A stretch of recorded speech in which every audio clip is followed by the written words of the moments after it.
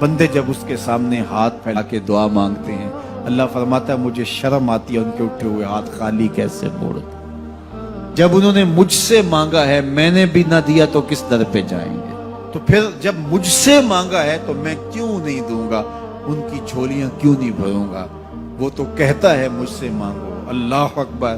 دنیا داروں سے مانگے تو ناراض ہوتے ہیں، اللہ سے نہ مانگے تو ناراض ہوتے ہیں۔ وہ کہتا ہے سوالی بن کے میری چوکھٹ پہ، اور مجھے اچھا لگتا ہے کہ تم مجھ سے مانگو اور تم جھولیاں پھیلاؤ، اور نہ میں صرف تمہاری ضرورت کو پورا کروں گا بلکہ اپنی جناب سے تمہیں مزید رحمتوں سے بھی نوازوں گا۔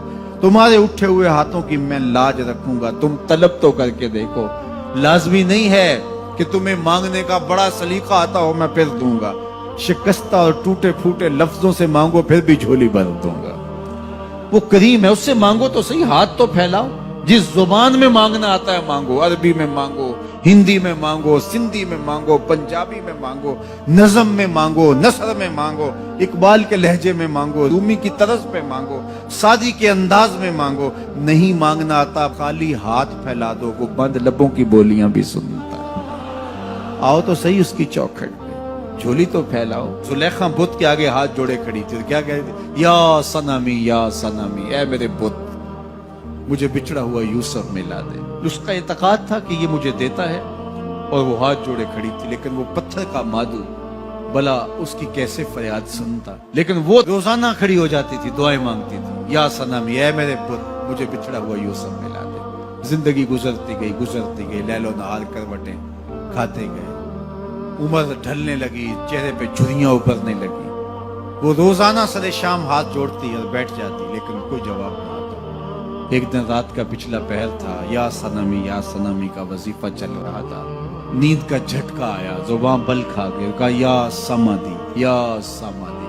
آواز آئی جبریل جا یوسف کے گھوڑے کا رخ موڑ دے، بچھڑی ہوئی کو یوسف ملا دے۔ مالک اس نے تجھے تو نہیں پکارا، یہ تو بت کو پکار رہی ہے۔ وہ تو زبان بل کھا گئی اور یا صنمی کے بجائے یا سمادی کے لفظ آگے، کہا جانتا ہوں۔ لیکن اتنا عرصہ ہوا بت کو پکارتے ہو، اس نے کوئی جواب نہیں دیا۔ آج اس کے لبوں پہ میرا نام تو آیا ہے، جیسے بھی آیا ہے۔ اگر میں نے بھی نہ دیا، میرے اور بت میں فرق کیا ہوا؟ جا بچھڑی کو یوسف ملا دے۔ کوئی مانگے تو صحیح، کوئی ہاتھ تو پھیلائے۔ ہم تو مائل بکرم ہیں، کوئی سائل ہی نہیں۔ ہم تو مائل بکرم ہیں، کوئی سائل ہی نہیں۔ راہ دکھلائیں کسے، راہ رب منزل ہی نہیں۔ جلوائے طور تو موجود ہے، کوئی موسیٰ ہی نہیں۔ کوئی ہاتھ تو پھیلائے، کوئی جھولی تو پھیلائے، کوئی مانگے تو صحیح۔ دنیا والوں سے مانگیں تو ناراض ہوتے ہیں، اللہ سے نہ مانگیں تو ناراض ہوتے ہیں۔ دنیا والوں سے مانگنا ہو تو وقت دیکھنا پڑتا ہے۔ اب تو صاحب سو رہے ہوں گے، اب تو ناشتے کا وقت ہے، اب تو دفتر کی مصروفیت کا وقت ہے، فراغت کے لمحے ہوں گے تو بات کریں گے۔ تو کسی دنیا دار سے بات کرنا ہوتا ہے تو وقت دیکھنا پڑتا ہے، لیکن رب سے جب مرضی بات کرو در رحمت کھلا ہوا پاؤ گے۔ لا تاخذہ سنۃ ولا نوم، نیند کیا اسے اونگ بھی نہیں آتی۔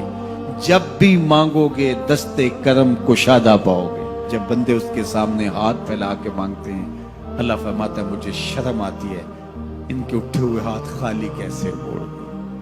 تو ہم بھی اللہ کے حضور دعائیں کرتے ہیں، اگر کسی کو وہاں جانا نصیب ہو تو وہ تو قبولیت کے بہترین لمحے ہیں، اور اگر نصیب نہیں بھی ہوتا تو 9 ذی الحج کو ہم یہی کھڑے ہو کے کہتے ہیں مالک وہاں تو آ نہیں سکے، یہاں تو کھڑے ہیں، میرے مالک تو کرم فرما دے اور ہمارے صغائر کبائر سارے معاف فرما دے۔ تو 9 ذی الحج کا روزہ بھی رکھا جائے اور اللہ کے حضور دعائیں بھی مانگی جائیں۔ آپ جہاں بھی ہوں گے قبولیت ہوگی، اور اللہ قبولیت کو مزید 4 چاند لگانے کے لیے کسی دن اپنی چوکھٹ پہ بلا بھی لے گا۔ وہ کیا کسی نے کہا تھا کہ کام آخر جذبہ بے اختیار آ ہی گیا، کام آخر جذبہ بے اختیار آ ہی گیا، دل کچھ اس صورت سے تڑپا ان کو پیار آ ہی گیا۔ تو ایک دن اللہ ہمیں اس سعادت کے لیے اپنی چوکھٹ پہ بھی بلائے گا۔ اللہ آپ سب کو بار بار حج بیت اللہ کی سعادت نصیب